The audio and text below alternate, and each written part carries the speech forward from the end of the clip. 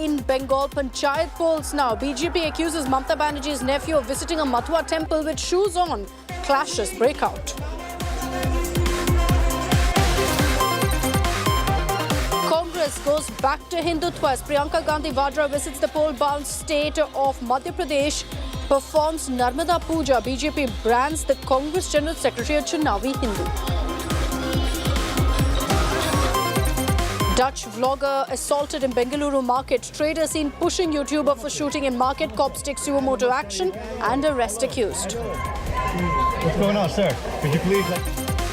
DMK MP replies to Home Minister's allegations against Stalin, calls Amit Shah's speech in Tamil Nadu a mirage, alleges earnings of Tamil Nadu spent in BJP-ruled states. Stalin mocks Shah over reports of him seeking a Tamil Prime Minister. Prime Minister Modi conducts review meet over Cyclone Joy. Met Department issues orange alert as storm now intensifies.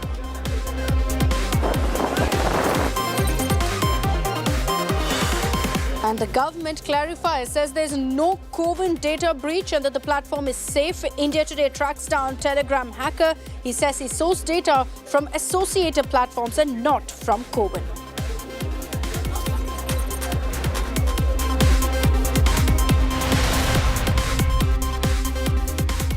Two cases of online jihad that's come to the fore, and it's put the focus on how the internet is being misused by extremist elements. Let's take you through both the cases. The latest one is of how WhatsApp has been misused by an accused who's been identified as Kaleem. Now, he made 4 to 5 WhatsApp groups with the sole intention of radicalizing all those who were members of these WhatsApp groups. There were about 100 people reportedly who were part of these WhatsApp groups. And regularly, what the accused did was he would circulate videos. These were propaganda videos of Zakir Naik, of the extremist. And this was used to try and radicalize many of the members of the WhatsApp group.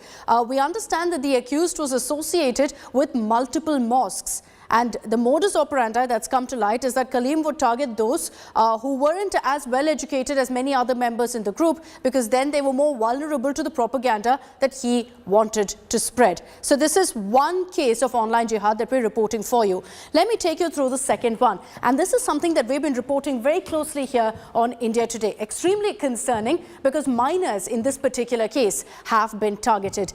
This is a case of gaming jihad. Now, the accused Shahnawaz has been taken into custody in this particular case. He targeted minors using a very popular online gaming app called Fortnite. I'm sure you've heard of it. I'm sure if your parents, your children are also playing this game. And what's concerning is that this particular game was used by Shahnawaz to reach out to minors. Now, how exactly did this play out?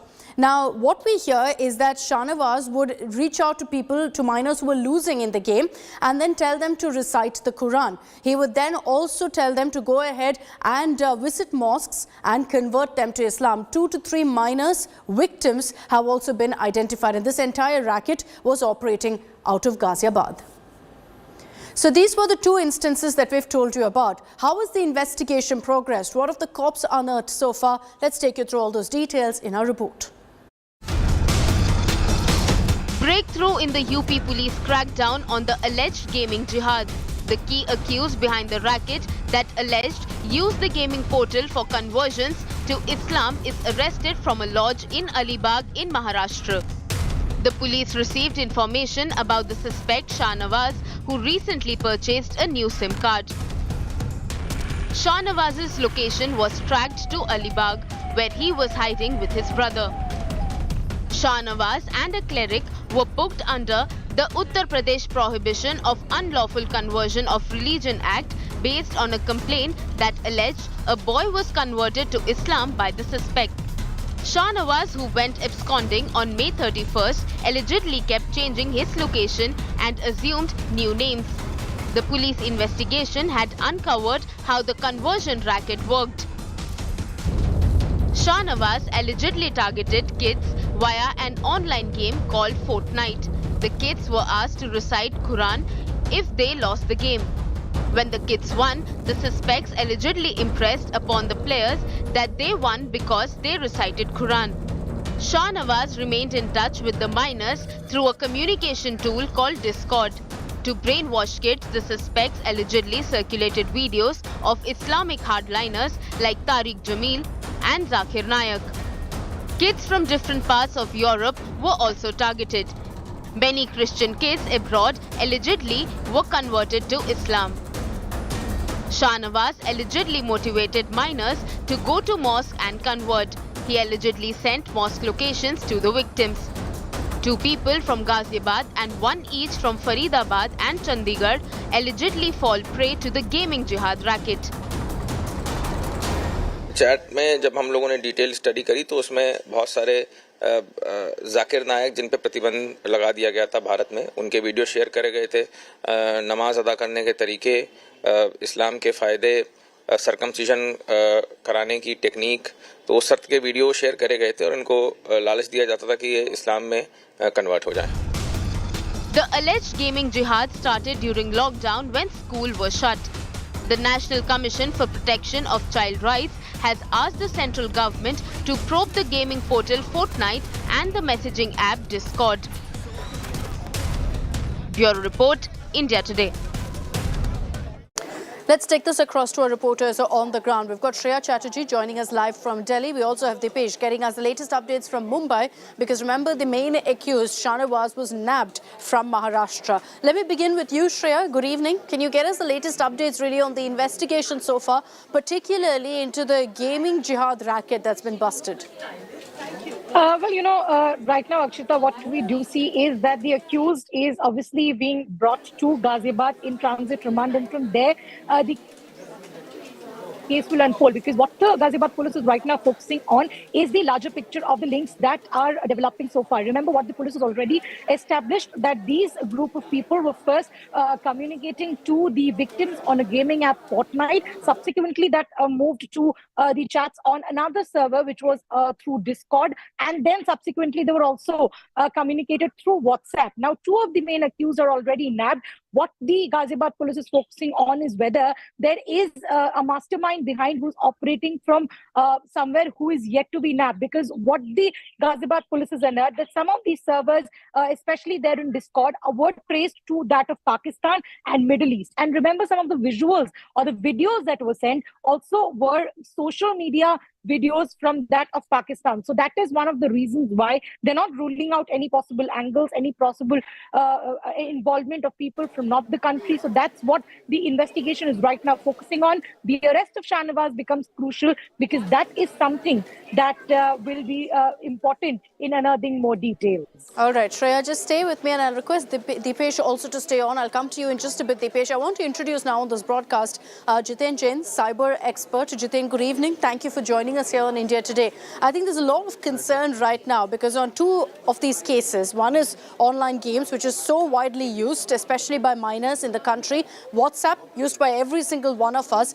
And in these kind of common platforms, if this kind of radicalization is happening, it's extremely concerning. And to you, Jiten, do you believe that there is a lack of regulation that makes it so easy for these kind of extremists to use these platforms? Obviously, and this is not a new problem. See, more than the problem of regulation, it's a problem of oversight. Because you see, normal surveillance capability of intelligence agency have always focused on structured or regulated social media platforms, Facebook, Twitter, Gmail, Instagram, or WhatsApp, or even at times, Telegram and all. But you see, these gaming apps which have end-to-end encrypted chat capabilities within them are completely out of surveillance oversight, and it has been happening from last 5 to 6 years. A lot of terrorists have been collaborating on these gaming apps, using them to communicate. We had seen, example 3-4 years ago, how cyber criminals were using Sony PlayStation for coordinating a, massive hacking campaign. So the problem is, one is the capability of these games, which are hosted from anywhere in the world without any regulatory mechanism, without any oversight or monitoring capability of agencies. And second, the problem is most of these radical, radicalizers or people sitting across the border in ISPR have been using these violent games like PUBG to then draw attention of the children and underage children. See, once you start playing PUBG for 6 hours, 7 hours, you are getting used to violence, killing people, even if it is virtually. and then you develop a bond, because these are multiplayer games. You develop a sort of relationship bonding in these multiplayer games, and then you form Discord groups or Telegram groups or WhatsApp groups to discuss the next game. And slowly, once the bond is developed and there is an acceptance of violence during the play, slowly they start introducing religious fanaticism, religious stuff in those chats. They start in a way, attracting people towards more violence. Then they sow the seeds of religious violence, and slowly the radicalization process starts. And the target are teenagers, underage people, and people in their early 20s. And this has been happening across the globe. And from what you're telling us, Jiten, this is a very clear module that's being practiced. And I remember this PUBG example also that you've given us, and how in-depth really these extremists had gotten into using and reaching out to some of these minors. But in such a circumstance, yes, there's a lack of regulation. But what can every single person who uses these platforms actually do? And particularly for people who are watching this broadcast, who have children using these online gaming apps, what are some steps you'd suggest that, will ensure some basic regulation at least on these kind of platforms? Akshita, no matter how much we speak about cyber safety, how parents should monitor their children's activity on mobile phones, or how we would see that playing PUBG should be limited to 1 hour, 1.5 hours. But beyond a point, I don't think it is society's job. It is a governance job. PUBG was banned when the Chinese apps were banned 2 years ago. Despite the ban, they changed the logo of app. They came up in a different avatar. They violated the ban and ran amok, foul of law. They were not scared of any law deterrence. Now, I think just a month ago, I heard that government is trying to give them they're trying to uplift the ban without addressing the basic issue of violence, without addressing the basic issue of addiction, without addressing the basic issue of law enforcement oversight. I think we are digging our own graves. We are setting a time bomb among the young children of addiction and violence. I think the only solution to this problem is that the entire gaming industry has to be regulated. It has to be a whitelisted where only allowed games are played. There has to be a time limit. There has to be a parental oversight for minors, and there has to be a government oversight for all these encrypted chats. My final question to you, Jiten, is, while we've spoken of lack of regulation, there are questions of over-regulation as well. The World Wide Web, the way you look at it, is a huge monster. And is it something that the government can actually control overall, if you look at all the platforms that have come up? So we don't have to control, we have to regulate. I mean, you should know who's running the game, where the servers are. Tomorrow, if there is an issue of terrorism, child molestation, sexual harassment, or radicalization, at least you should have a law enforcement coordinator of that app, a local office of that app, somebody who's responsible, somebody who's accountable. So we are not saying that they should go down to every demand of government, they should become a tool of surveillance. But there has to be some degree of oversight for the safety of society. Ultimately, every democracy in the world is looking towards open, safe, and secure internet. And that is the responsibility of all industries, all governments, and all stakeholders. Very true. Jiten Jain, thank you very much for joining us with your expertise on this subject. So cyber experts are saying, look, the time is now. This must serve as a wake-up call for the government to go ahead and regulate many of these gaming apps, which continue to really work without any sort of regulation, without being accountable or answerable to the authorities. Focusing on these particular cases, and remember, there are two cases that have been busted. One of online jihad, where WhatsApp was used to kind of try and send out messages to, in fact, radicalize people on WhatsApp groups. The other was this gaming jihad that we've spoken about, where on a gaming app called Fortnite, minors were reached out to. Whenever they'd lose, they'd be asked to recite the Quran, and then the accused would ask them to come to visit the mosque. The accused here has been identified as Shahnawaz, and he was arrested from Maharashtra. Dipesh is joining us live from Mumbai with more details on that. Dipesh, Shahnawaz was taken into custody from Alibag. What are the details really that you've been able to pick up about this accused? He was with his brother over here when he was arrested by the ATS.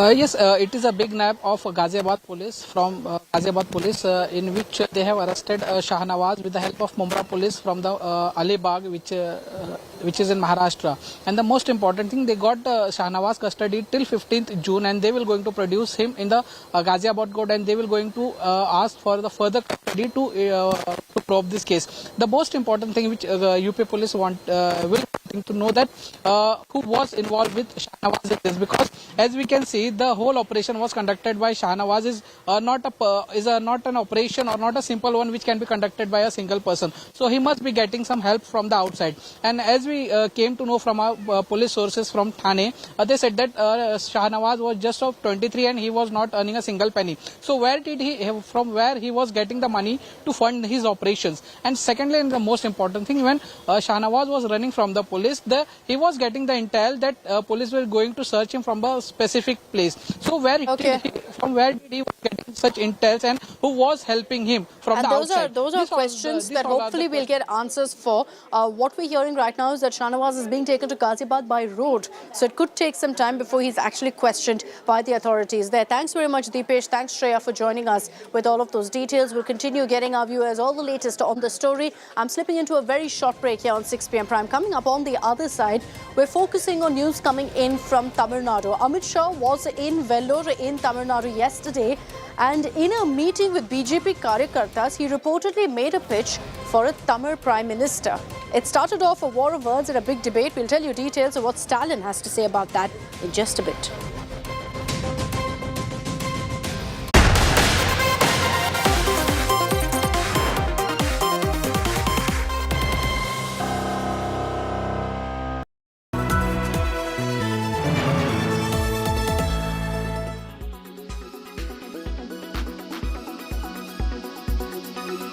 Global ride-hailing platform Uber has announced plans to go 100% emission-free in the next decade. The company will be switching its fleet to EVs globally. Andrew McDonald, SVP Business Operations and Mobility, was in India and spoke to BTTV's Akanksha Chaturvedi on how the company plans this and how it will cope with the infrastructure challenges in India. India is a really important market for Uber. It's great to be here today. This was a great event. We're keenly aware of the challenges, and frankly, these are challenges all countries face as they seek to electrify their economies, right? We're launching now in India because we think the ecosystem is ready. We've got great partners that we announced today, including BP Pulse as it relates to charging infrastructure, Everest and Move as it relates to fleets, Tata as it relates to getting vehicles available, EV vehicles available. So, we like to say sustainability is a team sport, and I think the team is ready in India, and that's why we're launching Uber Green today. Okay. And since India is also a price-sensitive market, do you think this would also impact maybe your market share in a way that since you would want to become 100% emission-free by, say, 2040 or 2030?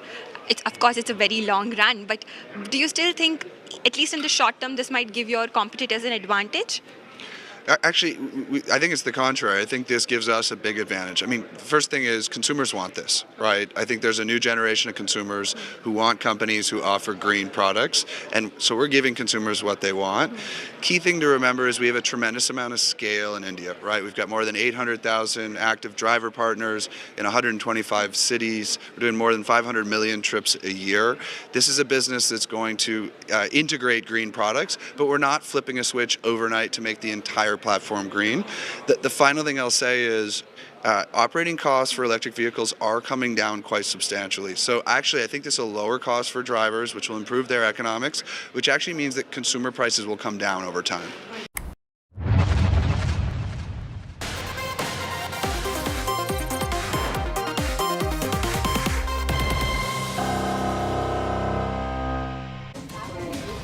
Welcome back. You're watching 6 p.m. Prime, and let's get your details of the war of words that's broken out 24 hours after Home Minister Amit Shah's visit to Tamil Nadu. He was in Vellore, where he also met with BJP Karyakartas and reportedly said that India should be ready and we should have a Tamil Prime Minister.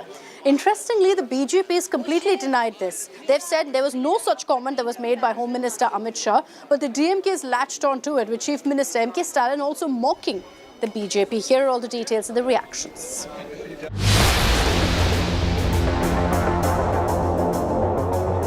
Amit Shah's weekend visit to Tamil Nadu has sparked an all-out showdown in the state.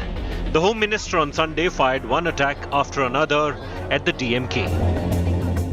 पहले 10 साल तक Congress DMK की सरकार तमिलनाडु में चली, जिसने 12,000 करोड़ के घपले, घोटाले, भ्रष्टाचार किया। 2004 से 14 आप यूपीए में हिस्सेदार थे। आपके मंत्री थे तब डिवोल्यूशन फंड 10 साल में तमिलनाडु को 95,000 मिला था, 95,000 करोड़ मिला था। नरेंद्र मोदी जी ने 9 साल में 2,47,000 करोड़ रुपीस देने का काम किया है। पार्लियामेंट भवन का लोकार्पण नरेंद्र मोदी जी ने किया। इसमें तमिलनाडु के चोल साम्राज्य का परंपरा से सेंगोल को फिर से एक बार पार्लियामेंट में स्थापित करने का काम नरेंद्र मोदी सरकार ने किया। But what's triggered the biggest debate is reports suggesting that Shah, in an internal meeting with BJP Karyakartas, made an open pitch for a Tamilan to be Prime Minister. Sources indicated that the Home Minister pitched for a Tamil PM in the near future, but with no 2024 promise. In what was considered as an inside comment turned out to be a political storm after Chief Minister M.K. Stalin reacted on it. Stalin said that if Home Minister Amit Shah wants to make a Tamilan as a Prime Minister, he is happy for it, but also questioned why the Home Minister is angry over Prime Minister Narendra Modi. Now BJP once again dismissed it, calling it as nothing but inside comment, meaning that you have room to grow in BJP right from a booth level cadre, unlike in DMK. The Tamil Nadu BJP, however, has rubbished all reports suggesting that Shah had hinted at a Tamil PM. He traced his own journey from 1982 as a booth Adhyaksh to our Rashtriya Adhyaksh to Home Minister now. He said anybody in our party, because this is a booth president-centric party. And he traced the life of our Honorable Prime Minister also. He said BJP is the only party, he told, of a booth president. From booth president to Prime Minister, all of you will keep climbing up the rank. That is the beauty of this party. That is not possible in any other political party that is dynastic driven or that is corruption driven or freebies driven. But it was only a matter of time before the DMK latched on to this alleged comment. Chief Minister Stalin mocked Shah, even suggesting his recommendations sarcastically on who could be the BJP's Tamil PM face for 2024. தமிழரை பிரதமராக ஆக்க போறேன்னு சொல்லுவது உள்ளபடியே மகிழ்ச்சியா இருக்கு. மோடி மேல என்ன கோவம்னு தெரியல. 2024ல பாஜகவினுடைய பிரதமர் வேட்பாளராக தமிழர் வரணும் அப்படின்னு என்ன இருந்துச்சுன்னா தமிழிசை இருக்கிறாங்க, முருகன் இருக்காரு, ஒருவேளை உங்களுக்கு இந்த வாய்ப்பு கிடைக்கலாம். The controversy over Shah's reported pitch for a Tamil PM has set the cat among the pigeons in Tamil Nadu as it's kicked off a massive political debate in the state. 3G is Karunanidhi, Stalin and his son. They will remain in the helm of affairs. They only will be the leaders of the party. And in the name of dynasty, they only take the baton of high command. Be it the chief minister role or be it the role of the leader of the party, they only will call the shots. This is nothing but dynasty rule. That's what we are saying. Parivarwad is not good for the nation. So that's what he may signaled out. How does the generations... With the BJP hurriedly denying all reports suggesting a Tamil PM pitch, is the Saffron Party now making it clear they're not looking beyond Narendra Modi for now? The discourse over a Tamil PM has also put the spotlight firmly on another political player ahead of 2024, on whether M.K. Stalin harbors such ambitions. With Pramod Madhav, Bureau Report, India Today.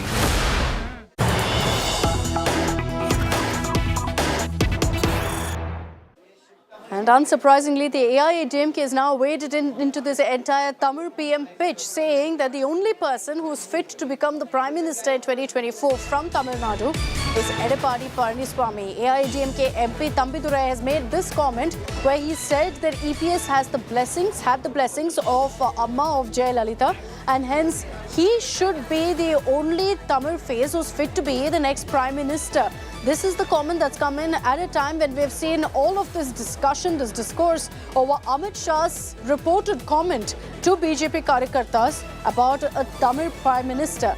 going forward. The BJP has in fact denied this completely. The DMK, mocking it, has said that the BJP has options with the likes of Tamilisai Soundararajan and L. Murugan, and now the AIADMK saying the only option really for prime ministers from our own party is EPS. So you can see clearly that this particular report, that this alleged comment by Amit Shah has triggered a big war of words and a debate in Tamil Nadu. Let's play out for you what the AIADMK has to say. Amit Shah அவர்கள் சொன்ன